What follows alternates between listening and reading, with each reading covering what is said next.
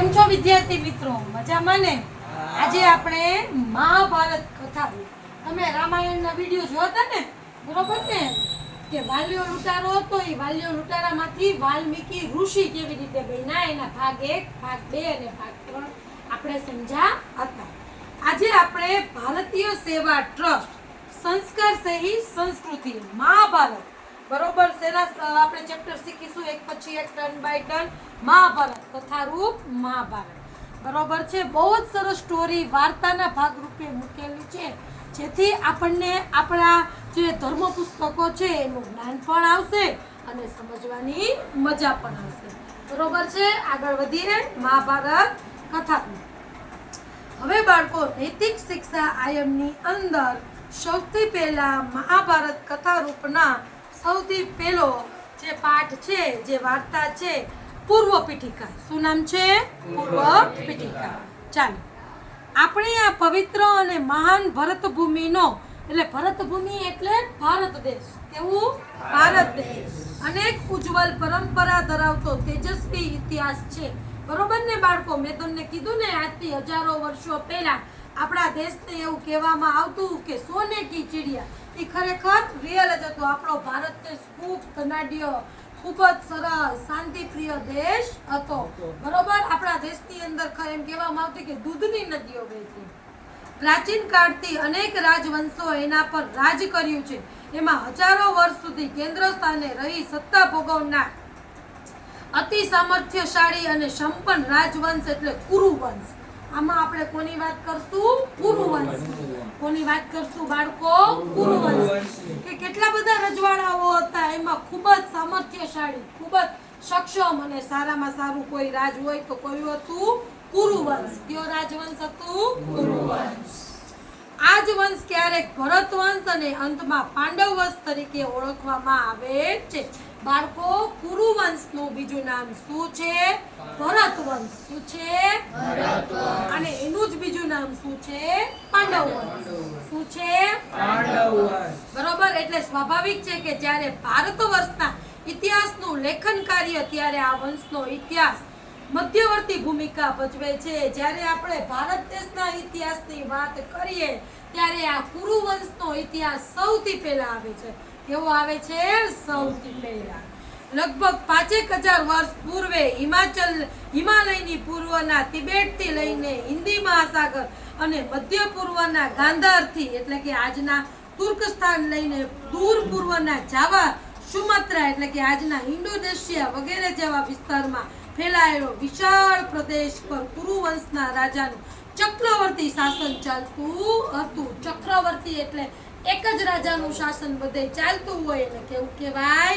ચક્રવર્તી. વિચાર તો કરો બાળકો, કેવડો ફેલાવો થયો. ફરી પાછું સમજાવું છું, સાંભળજો બેટા. પૂર્વ હિમાલયથી, પૂર્વ ક્યાંથી લીધું છે બાળકો? હિમાલયથી. ક્યાંથી? પૂર્વના તિબેટથી લઈને, બરોબર? તિબેટ એક દેશ છે તે. તિબેટથી લઈને હિન્દી મહાસાગર, કયો મહાસાગર? હિન્દી મહાસાગર. અને મધ્ય પૂર્વના ગાંધારથી, કયું? ગાંધારથી એટલે તુર્કસ્તાન, કયું? તુર્કસ્તાન. અને પૂર્વના જાવા, સુમાત્રા એટલે આજનું ઇન્ડોનેશિયા. ઇન્ડોનેશિયા પણ એક દેશ છે, બરોબર? વિશાળ એનું જે સામ્રાજ્ય છે કુરુવંશનું ફેલાયેલું છે. કુરુવંશનું શાસન ચાલતું હતું, બરોબર છે. ચાલો બાળકો, અહીંયા ધ્યાન આપો. ભરત, યુધિષ્ઠિર વગેરે ચક્રવર્તી શાસકોના શાસનકાળથી એ સિદ્ધ થાય છે કે પરાપૂર્વથી આપણો આ ભારત દેશ સુદૃઢ રાષ્ટ્ર છે. એ સમયથી એમાં એક ચક્રી શાસન વ્યવસ્થા ચાલતી હતી. આજે એક ચક્રી શાસન વ્યવસ્થા છે બાળકો, એ હજારો વર્ષો પહેલાની છે. ઓકે, આગળ જાશું. કુરુવંશના દક્ષ પ્રજાપતિથી માંડીને પાંડવોના પૌત્ર જન્મેજય સુધી આશરે 55 પ્રમુખ રાજાઓના ચરિત્ર મહાભારતમાં વર્ણવાયેલા છે. મહાભારતની અંદર આપણે અત્યારે આપણા કયા ધર્મ પુસ્તકની વાત કરી છે? મહાભારતની વાત કરી છે. શેની વાત કરી છે? મહાભારત.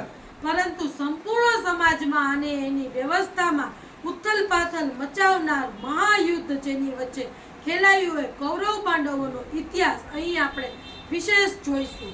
આપણે આ બુકની અંદર કૌરવો અને પાંડવો જે ભાઈઓ હતા અને એની વચ્ચે જ યુદ્ધ ખેલાયું હતું.